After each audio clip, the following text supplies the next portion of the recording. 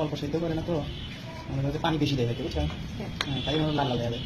আর আমরা সেদ্ধ করি এমন ভাবে যে পানি থাকে না, মানে প্রথমবার যে সেদ্ধ করা হয় তখন ভালো হয়, তাই না?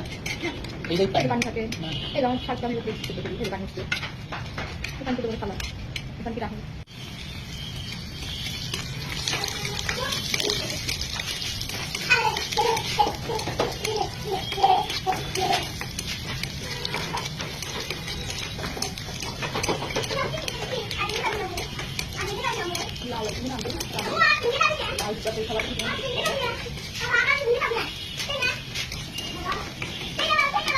হ্যাঁ মা,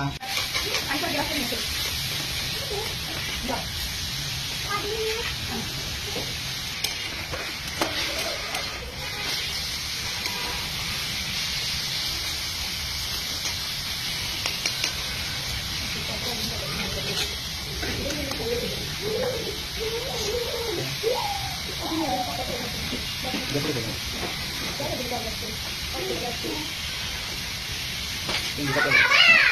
কেমন লাগছে?